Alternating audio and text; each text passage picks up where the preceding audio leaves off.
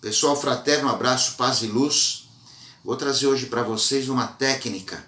Não é técnica de yoga, não é técnica de meditação, como normalmente eu passo, ou outros tipos de técnica ligado à parte de relacionamento interpessoal, de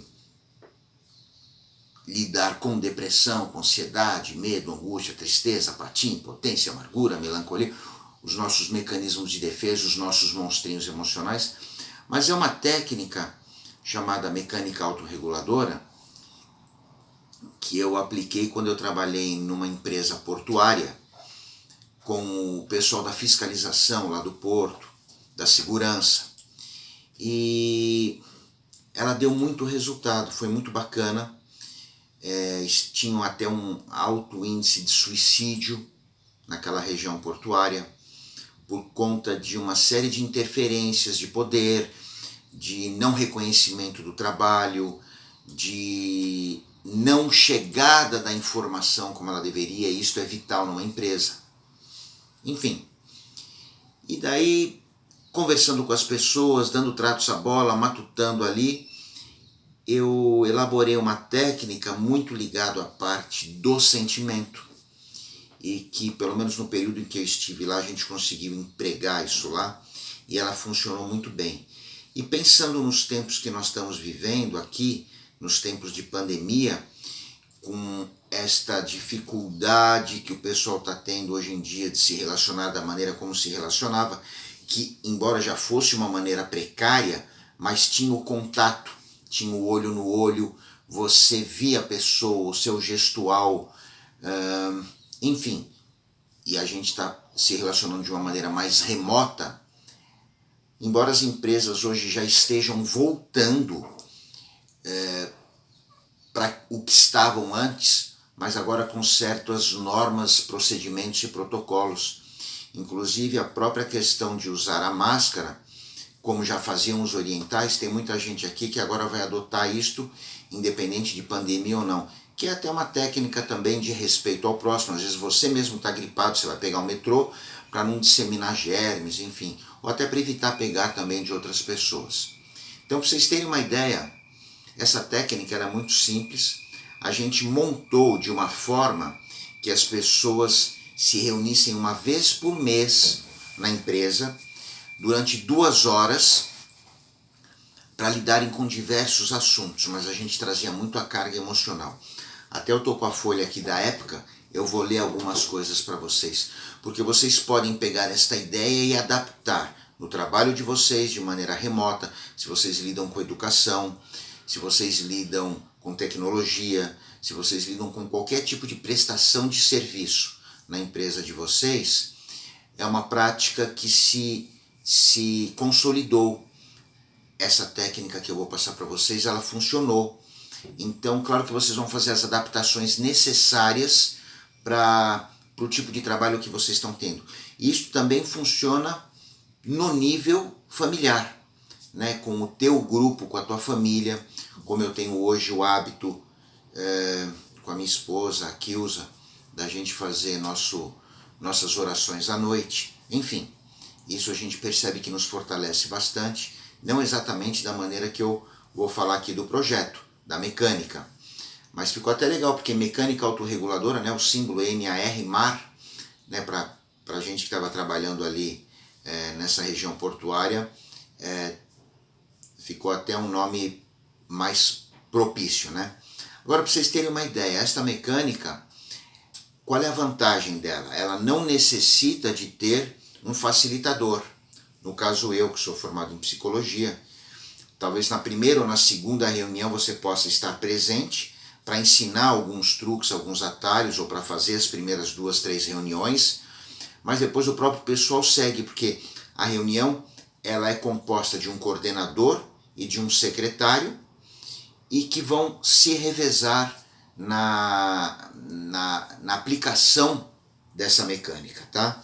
Então olha que interessante, a mecânica autorreguladora existe para qualquer grupo que se propõe a atuar de modo coeso em unidade de linguagem e conduta, através do quê? Do repasse de informações, exposições de situações vividas, proposição de melhorias e dinâmicas de resolução de conflitos. Com esse mecanismo cria-se um espírito de corpo que calibre e oxigena os setores das áreas da empresa, seja ela qual for, criando entre seus membros, porque aí eles têm voz ativa.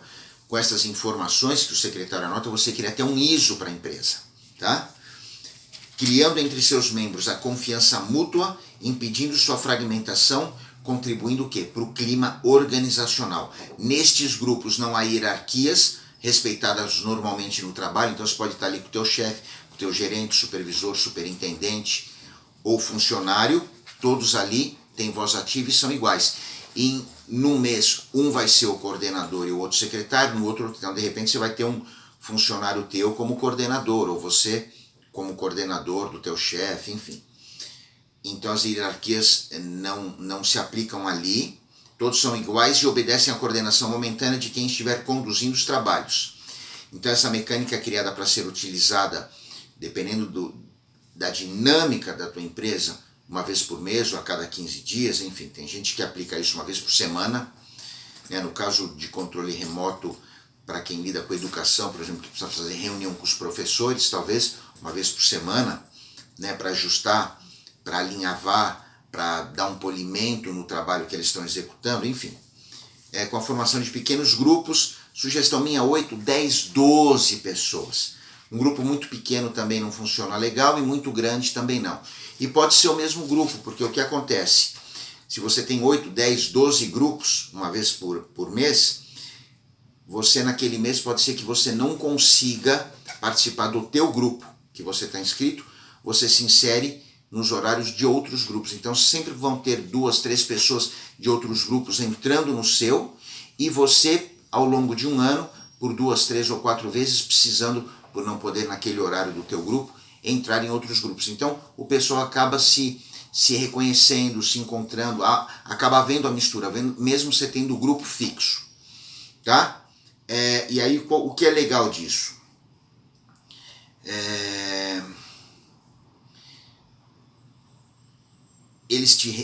O grupo se reúne para cumprir uma pauta que envolve conteúdos aprendidos em treinamento através de reflexões e dinâmicas ministradas pelos próprios colaboradores que se tornam agentes multiplicadores do quê? Da área que eles estiverem, de educação, de saúde, seja lá do que for. E aprendem a serem facilitadores e organizarem e administrarem suas próprias demandas, tanto pessoal, como no grupo, como familiar. Então isso é um treino para a gente mesmo. O bacana dessa mecânica autorreguladora é que ao você se tornar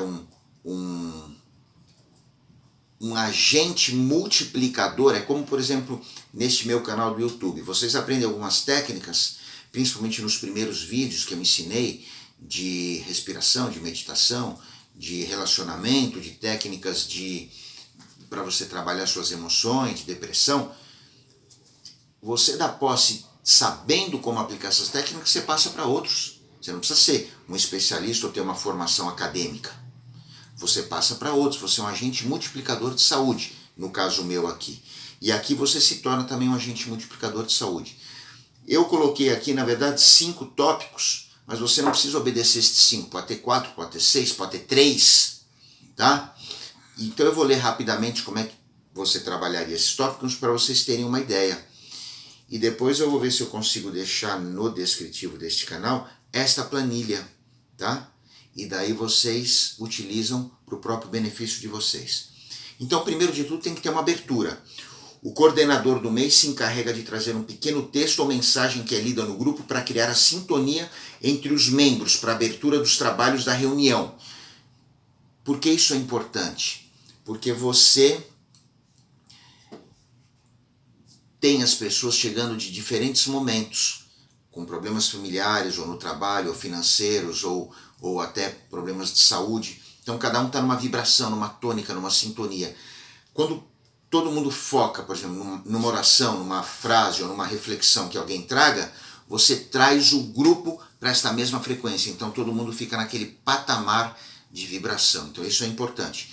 Se alguém que não é o coordenador quiser trazer alguma coisa que achou pertinente e que acha que vai agregar no grupo para ser lido, esse é o momento, pode trazer. Então você faz esta abertura, né? Você pode fazer também o que a gente chamava da dinâmica do ouvido doce através do exercício da explanação do cotidiano aprendido em treinamento. Então, nesta abertura, o que pode acontecer? Cada um de nós fala como passou o seu mês, ou no caso a sua quinzena, ou no caso a sua semana. Os outros ouvem sem dar palpite. Lembra do triângulo do Rogers, que está no meu vídeo 13 e 4, no PV 3 e 4, onde eu falo, não foque nesse triângulo, nas partes de baixo do triângulo, no problema e nem no indivíduo. Não tente resolver ou dizer como é que você vai, ou como você faria naquela situação, e nem julgar, né, no caso do indivíduo, se está certo ou está errado. Fica na parte de cima do triângulo, no sentimento. Acolhe com o ouvido doce, né, escutativa, aquilo que a pessoa está trazendo para você. O que ela passou, o problema que ela teve em casa, na família. Porque quando você faz isso, você desenvolve na pessoa, ela sentindo que não há uma ameaça ali, aumenta a confiança dela. E uma pessoa com a confiança aumentada se torna uma pessoa o quê? Mais motivada. E uma pessoa motivada se torna uma pessoa mais criativa. E ao exercer este ouvido doce, com esta confiança, você mostra para a pessoa que você acredita no potencial que ela tem para resolver os seus problemas. Não é você que vai estar dizendo para ela o que ela tem que fazer ou se ela está certa ou errada, mas você está com ela no que ela está sentindo, que é verdade aquilo que ela está sentindo. Para ela, o sentimento é absoluto. Você não pode dizer para uma pessoa que diz assim, eu estou magoado. Não, você não está magoado. Agora, se a pessoa falar, você me magoou, daí ela cai na emoção. Daí ela dá direito de você retrucar. Percebe a diferença quando você fala de você? Então isso tem que ser respeitado ou ouvir o que a pessoa vai trazer. E com esta confiança, você acaba aceitando o que a pessoa está te trazendo, que é um fato. Não precisa que você concorde, mas se você acolher e aceitar, e há uma diferença entre aceitação e concordância, aí a pessoa te respeita, mesmo que você não concorde. Então isso é bacana, esse exercício pode ser feito, essa dinâmica do ouvido doce, através do exercício de explanação do cotidiano aprendido em treinamento. Então se faz a abertura assim, cada um colocando um pouco de si, do que passou, do que viveu naquele mês, naquela quinzena ou naquela semana. Depois a gente vai para o 2, que chama plenária. Primeiro foi a abertura, agora a plenária. Se no mês anterior vocês se propuseram a pensar sobre um tema, que pode ser uma situação global atual, algum evento, crise ou fenômeno, ou sobre conceitos como poder, autoridade, ética, caráter, moral, sexo, preconceito, humildade, diversidade, ou qualquer outro assunto que pareça importante ao grupo e que vocês ficaram de pensar para a próxima reunião, neste momento cada um também dentro sempre da técnica do ouvido doce vai falar o que acha, o que sente, como viu aquilo, e os outros vão acolher. Então, como é que se lida com poder? Eu na minha casa ajo assim, ajo assado, papapá. De repente, aquilo que a pessoa está trazendo não é a maneira como você age, mas é um aprendizado para você ver que existem outras formas de lidar com isso. E aquela pessoa, ao ouvir a opinião das outras pessoas, também, claro que não é obrigado todos falarem, mas seria importante você ter este exercício de trazer o verbo, né, para a fala, a emoção. A hora que ela se faz carne, né, está lá em João 14, o ente se materializa, né, o verbo se faz carne, e aí você consegue transformar uma emoção que estava calcinada ali num sentimento. Então qual é a diferença entre sentimento e emoção? Sentimento é uma emoção falada, então falar é importante. Quando cada um fala destas questões, ele se alivia, porque sabe que o companheiro está ouvindo de forma doce, que está acolhendo. Essa é a plenária. Aí nesta plenária o que acontece?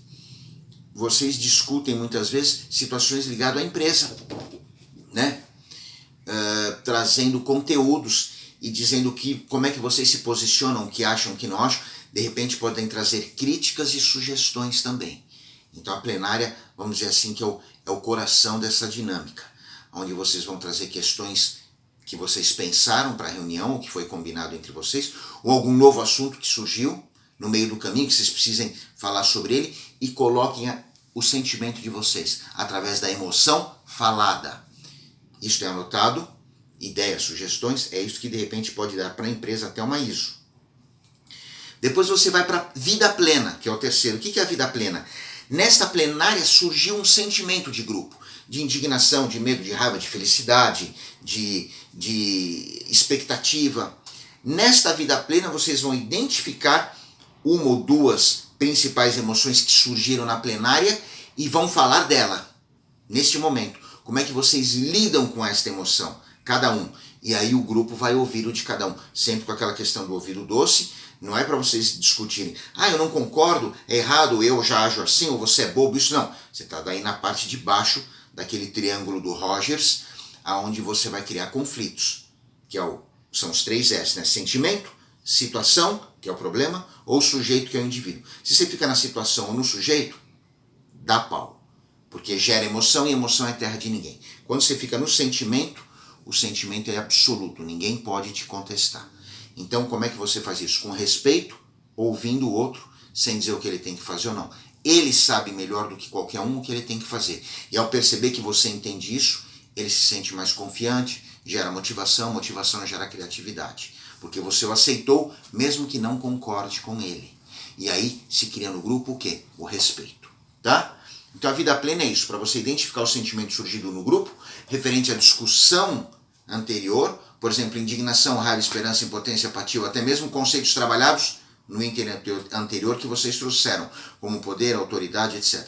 Nesse momento, aqueles que desejarem poderão dizer o que este tema diz para si, é sentido ou vivido, exercido em sua vida. Os demais membros do grupo não devem tecer comentários, mas apenas exercitar o quê? A escutativa, o ouvido doce.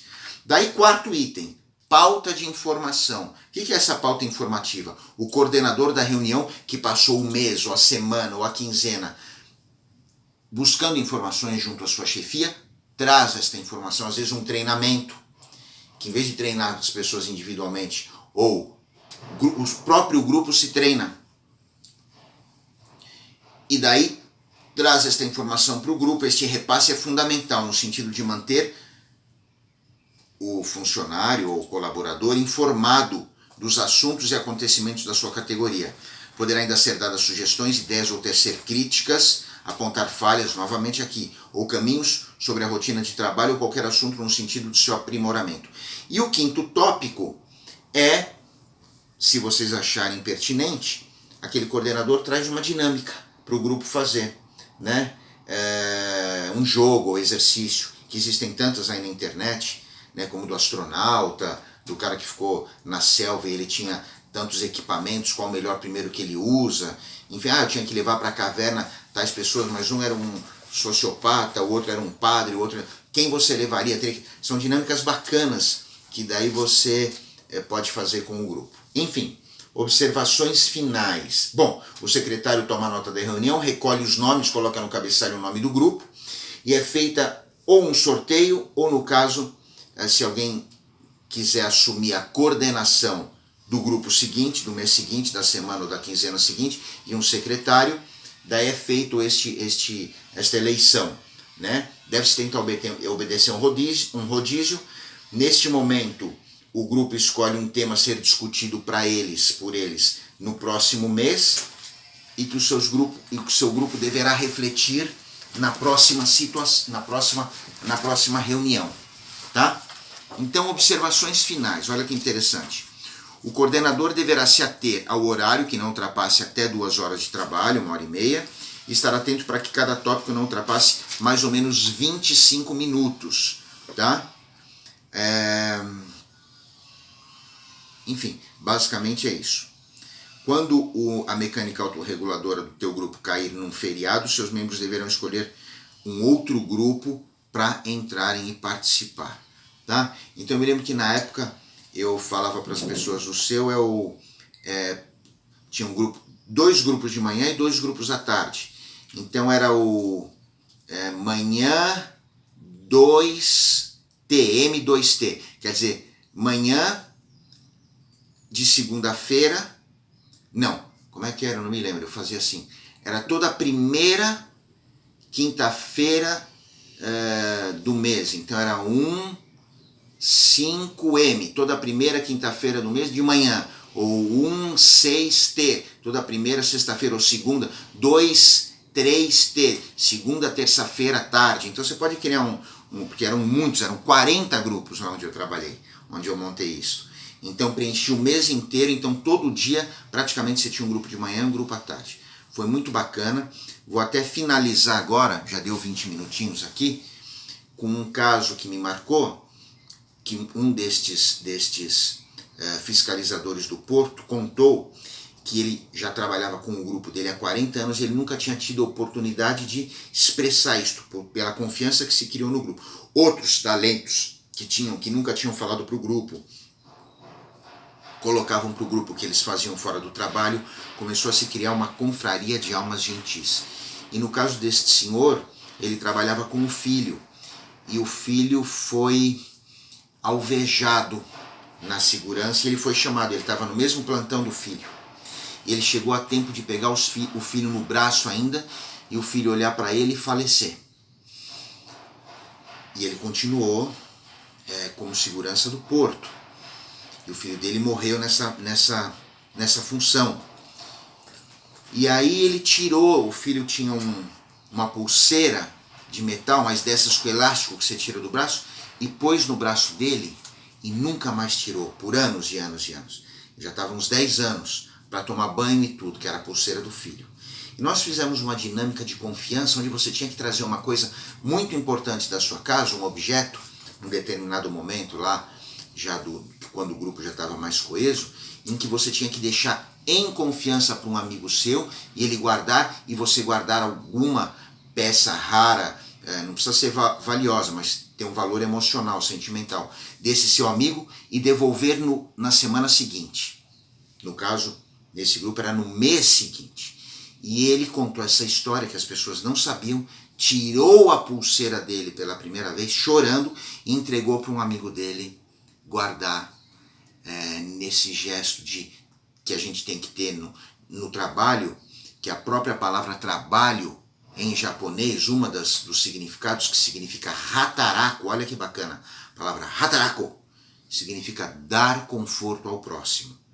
Então este tem que ser o nosso intuito, não só no trabalho, mas na vida, em todas as maneiras, com as pessoas. Aí nós estamos crescendo como pessoas em sociedade, como pessoas espiritualmente, individualmente, e transmitindo este ser, dando conforto ao próximo, onde a gente passa, a pessoa lembra da gente, ela dá um sorriso, e aí a vida começa a ganhar sentido. Principalmente nesses tempos de pandemia, não vamos deixar nos afastar, vamos, isto sim, nos aproximar. Se não for possível, muitas vezes, esta reunião presencial, mas acho que com bom senso, com máscara, distância adequada, que a gente faça pelo menos de maneira remota. Tá bom, pessoal? Muito obrigado pelo ouvido doce, um fraterno beijo no coração de vocês, muita paz e muita luz. É isso aí. Valeu, galera.